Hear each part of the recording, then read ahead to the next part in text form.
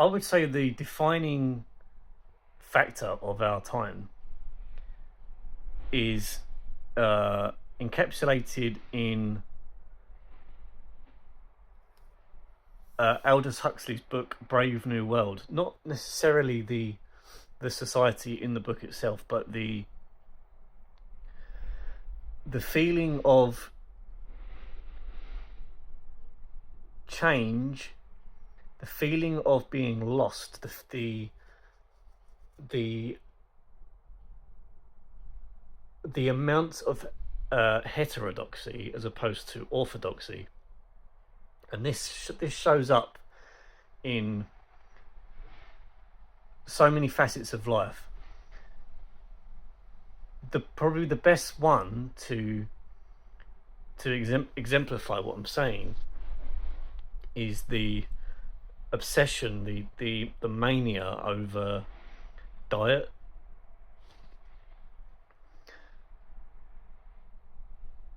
There's an aspect or a phenomenon of relearning how to do everything, and this is a result of losing an authority, losing a doctrine, losing a dogma.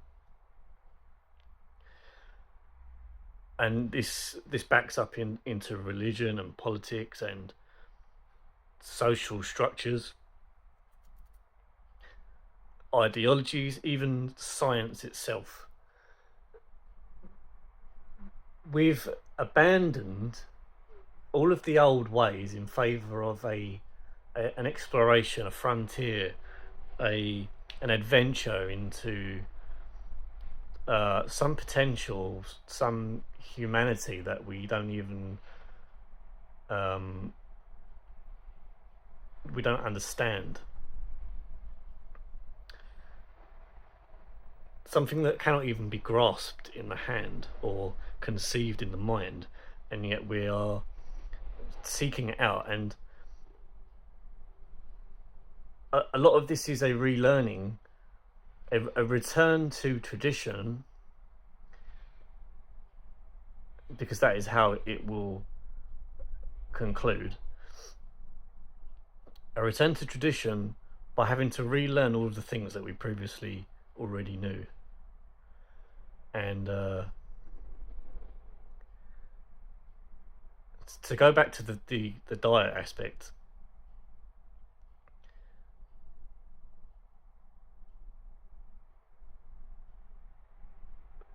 the diet and the food was never perfect, but we at least understood how to stay healthy. We understood the purpose of meats and carbs and so on and so forth.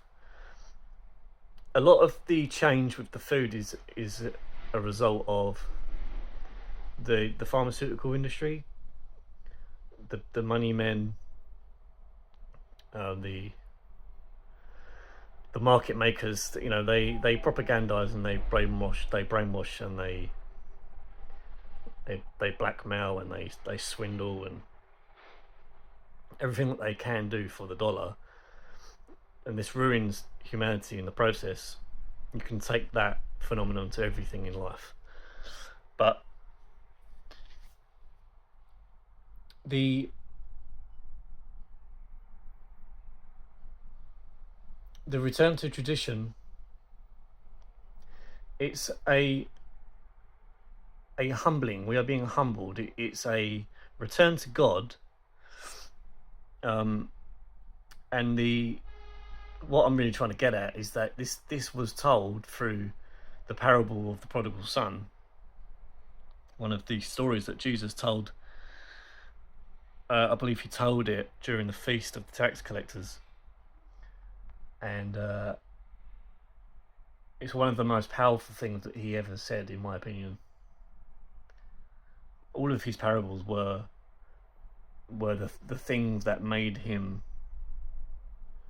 divine, but the parable of the prodigal son, in my opinion, is the most profound. But I just wanted to point that out, that the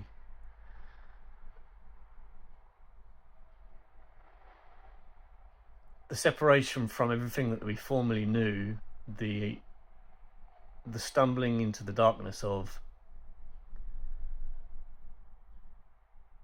the future, and how it leads back to the past. It is a full circle in the end, in some ways.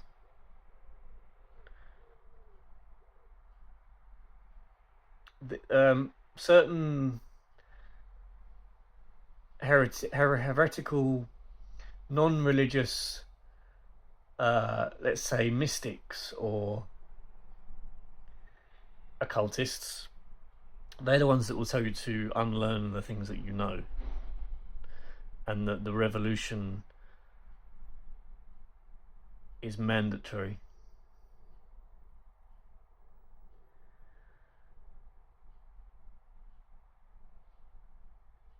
And they often feign an appearance of knowledge or wisdom, authority, but dig deeper and you'll find that they're the most stupid of all.